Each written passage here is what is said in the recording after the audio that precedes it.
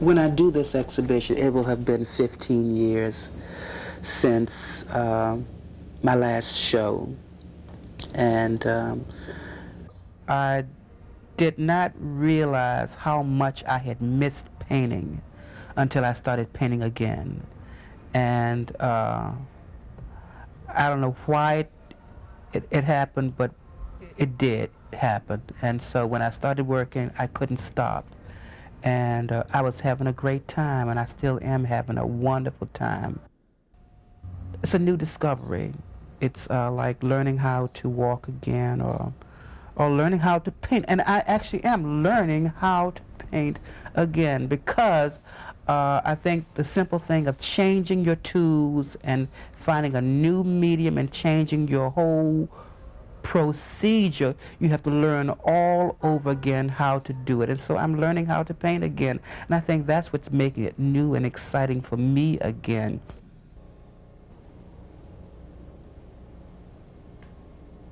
Or whatever you have inside you, it has to come out.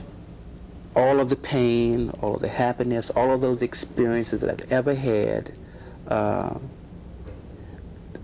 comes out in the work. When people look at me and they say, Franklin, you really don't look like your paintings. I mean, they expect this huge person to walk in the room. I don't know what they expect. And then I walk in and they said, oh, your paintings seem so violent, but you're not. I guess some of that stuff is in. We all have strong feelings, and I guess I choose to let these feelings come out here. I'm not going to run around shouting and yelling. That's just not me. But I can yell and rant and rave in these works. And I think, so if you see some passion or some emotion or some very strong feelings about anything, you should see it in the work. The excess, the confrontations, the energy that's generated, some of the harshness, some of the subtleties, it's all there. We all run the gamut of emotion. And so you can be like a great singer.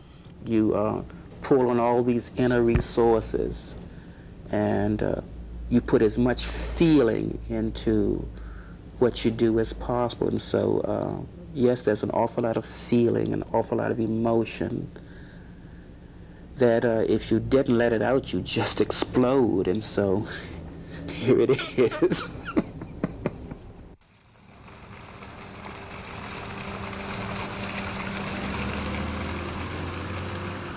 It has been a 5-year process putting these works together, and starting with photographing the water lilies and having a complete set of documentation of all of these flowers from all over the area in Washington, D.C., and then deciding, now that I've got all this information, what am I going to do with them? How am I going to interpret these flowers?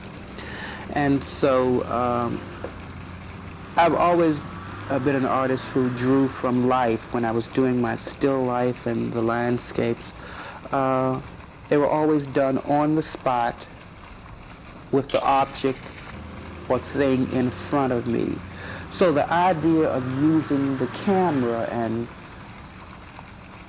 working from the camera was just totally alien to what I'm really all about. I was anti the camera for a long time. Draw from life, I always say. So I had to learn not only how to use a camera and make decent photographs, but also once those photographs were done, or once those slides were done, how to use them to draw from. And so I found that I had to do a lot of soul searching and really looking and deciding what I wanted to do with these photographs. So I found that projecting them onto my white paper and actually drawing that way was a good way of working, or in some cases project the image very large at one end of the room and actually sketching from the photograph was a way of working. It seemed that I could never totally work from the camera. I always had to, in some way, go back to the actual forms and actually sketch from life. I think that in order to use the photograph effectively, you have to draw from life. I will always go back to the water lilies and look. I think you have to have a thorough understanding of your subject in order to use the camera effectively to make drawings. Well, I have to anyway.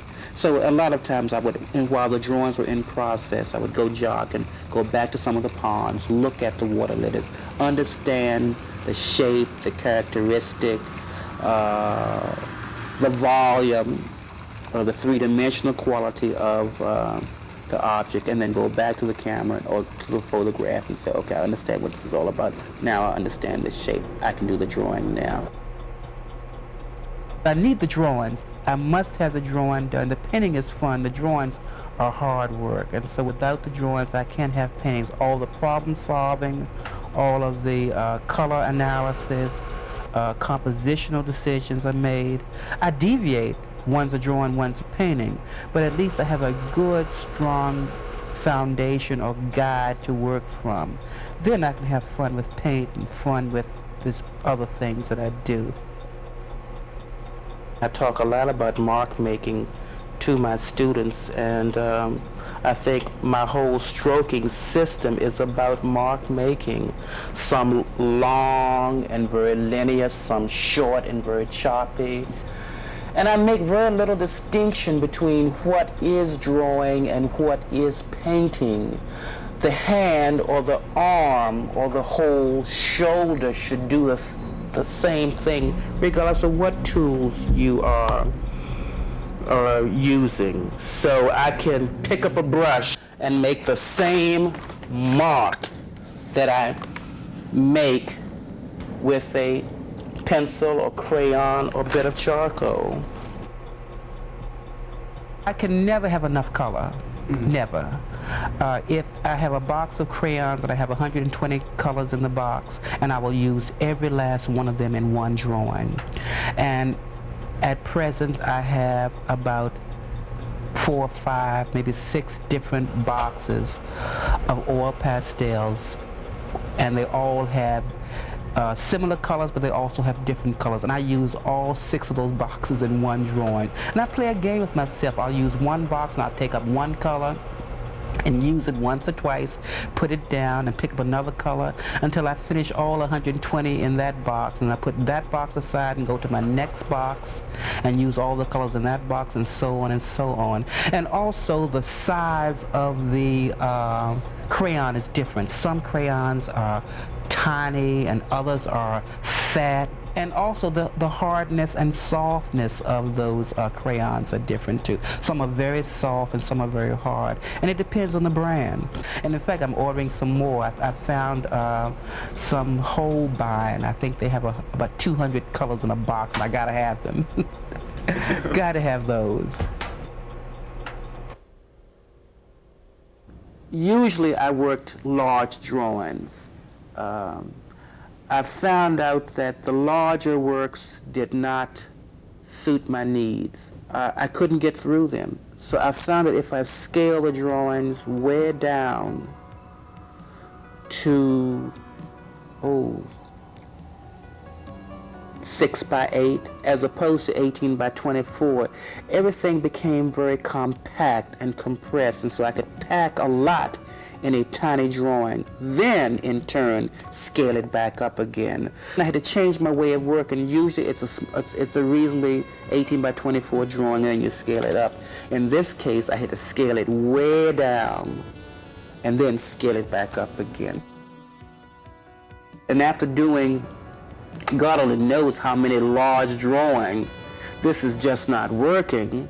What do? You scale everything down. So I took my own advice that I give my students. If one thing isn't working, you go in another direction. It also helped my brushstroke range, because a mark that's on an 18 by 24 seems awfully large when it's in a smaller area. So by scaling drawings down, I could also increase the thickness of my brushstroke. One of the things that helped me in trying to start working again was actually changing my materials. I was very much a snob about oil paint at one time, and I was an oil painter, and even though I had a lot of respect for the acrylic painters, I would never consider myself changing from oil to acrylic, and here we are, I'm painting in acrylic. I could never have gotten this kind of impasto effect. The oil paint just would not dry. And so by using heavy gels and the high solid gels that I've been using with the acrylic paint, I've reached levels of impasto that I don't think I could have ever used or ever gotten as far as painting in oil. So I think that in a situation where you're really having difficulty making some decisions or not knowing what to do with your work or how to move your work along, simply changing your tools, changing your materials, changing your way of using those tools can make all the difference in the world. So that was a major breakthrough, just changing from oil to acrylic. And I realized that acrylics are a new tool, and there are just so many things that you can do with that particular material that you can't do with oil. And I don't want it to look like oil. They're two different things. One is one thing and acrylics is another. And we always say be true to your materials, but push your materials to its limit, and that's what I'm trying to do with the acrylic paint at this level, to see how far I can take it and still stay within the realm of, quote, painting. People are saying, frankly, you're getting dangerously close to sculpture. But I don't worry about that. I'm a painter. How I do what I do is just as important as what I do. And my process did not just happen overnight. I went through a lot of changes. When I first started doing the water lilies, I didn't really know what I was doing. I knew I wanted it thick, but I didn't know how to get it on thick. And then it was suggested that I use a cake decorating tool to put it on. Well, I'd never decorated a cake, so what do I know about using a pastry bag? So I had to learn how to use a pastry bag. And I put it on, and okay, I had to learn how to do that. And then I found the cake decorating tools were not big enough, so I had to have some specially made. So I had these giant cake decorating tools made with giant openings. That had to be an important thing. And then pastry bags were only a certain size, so instead of going and buying pastry bags, I had to make my own pastry bags. And then palette knives were not big enough to mix up the amount of paint that I wanted, so I had to go and use a plastering and masonry tools to mix my paint up. And I could just go on and on about kitchen, certain I always call non-traditional tools that you can't buy, you just have to find and make them work for you. The most challenging thing is the actual process of doing them. One of my friends came in and said, Franklin, these are paintings with muscle. They're not easy paintings to do. Those bags of paint, depending on how big a bag I make, are very heavy. It's the whole physicalness of this. You take the paint and you squeeze out all of this paint. That takes an awful lot of physical strength and pressure. Remember that I'm using a very heavy, high solid gel that's very thick and very stiff. And you need the stiffness for it to hold these peaks like that. So the paint has to be stiff from the very beginning. So what you're doing is exuding an awful lot of pressure, squeezing out all of this stuff through this tube. So, your hands become, calloused and sore, and you need to have a little bit of physical strength to do that. So that's the physicalness of these paintings is a very difficult thing. Also, to be able to you have to walk around it. I mean, you walk 10 miles just working from one end of the painting to the other. You have to stretch over with this big heavy bag in your hand and squeeze it out without falling into the painting. Um, the paintings will sometimes, if you build up too heavy, too quickly, or collapse, you have to run and get a knife and move it back up, or it'll fall over.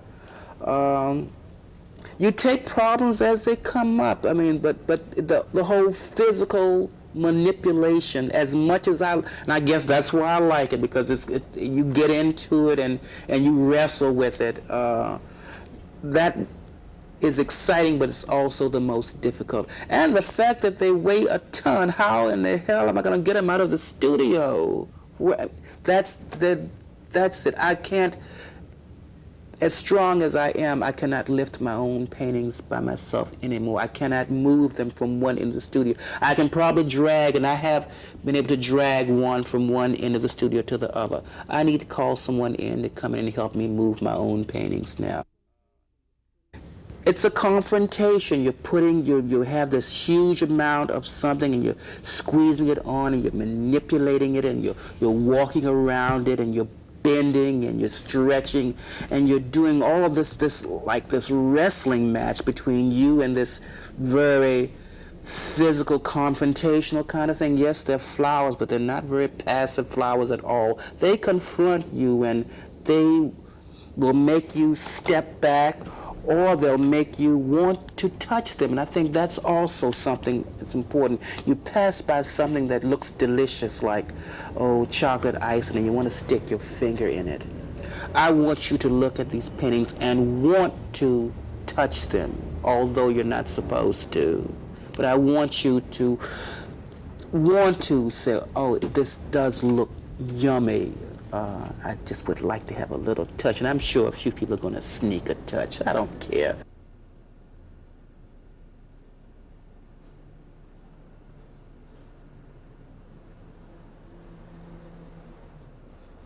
Water lilies.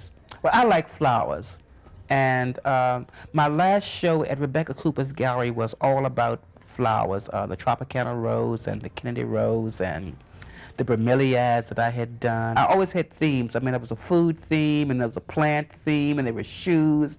Well, and then there was the stained glass window theme, and now the water lily is a theme. Just helped me to focus. We live here in Washington, D.C., and the parks here are just beautifully manicured. And all around me, the botanical gardens, the water lilies at the Hirshhorn, Rollins parks, they're just all over. And I just started seeing water lilies, and oh, Monet. And then I went and looked at the Monet water lilies, took all the books home from the library, sort of looked at them and sort of absorbed Monet. Didn't really want to copy him, but I decided, well, I like that theme, so let's try them. I don't think I'm anything like Monet, though. I'm really interested in the individual blossom. He dealt with light, so am I. But he liked the whole pond and the flicker of light.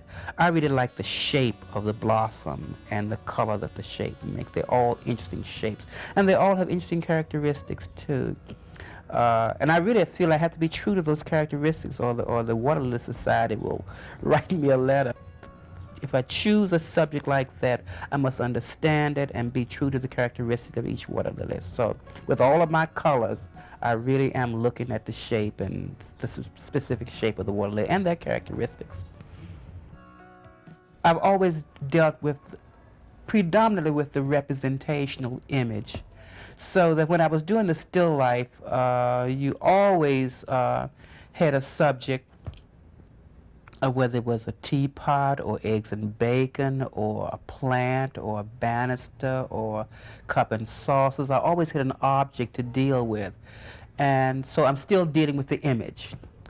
And the color has always been expressionistic, and so that's remained true. The brushstroke has always varied from thin to thick, or from narrow to wide. And now I'm just using the brushes very narrow and extremely wide, and also building up with impasto. And the color range has always been extensive. So someone once said that it was a logical progression to do what I was doing because some of the early work is very close to what I'm doing now, but you can see that there has been growth, and hopefully we can't be doing the same thing over and over again. But I haven't changed it, I've just taken it further. But you must take each painting individually. And so, yes, I want levels of paint, and I want the paint to be gouged out in a certain way, and I want the variety of the brush stroke. I love letting the paint peak like ice, and well, I've always done that even with oil paint, so that's something that's true. I've always, putting the paint on with the brush, these grooves appeared. So that's something that's always occurred in my work, and I love that effect. I want it to look as if it's been brushed on. I always talk about with my color that you're pushing and pulling, pushing the background back and pulling colors forward. But you can also do that with the thickness of paint too, how colors will not only come forward because of the color, but it will also come forward because of the thickness of the paint. And so when I do both at the same time, I see not only the illusion of coming out, but also actually coming out. But you can also twist it and think about a darker color going back. But what would happen if you put a dark color and make it thicker than a light color? It comes back. It goes back, but it's really thick. So you play a game with yourself. You have fun with not only the color, but also with the impasto. But as the painting develops, these things occur, and so you have to make some decisions.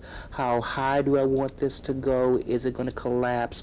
Or as an overall, when I get up on the ladder and look down, how do I want this painting to read in terms of its up and down level, not only in terms of light and dark and warm and cool and all those other things, but also the actual topographical effect of the painting. So that happens, but that's a decision that can only be made while you are making it.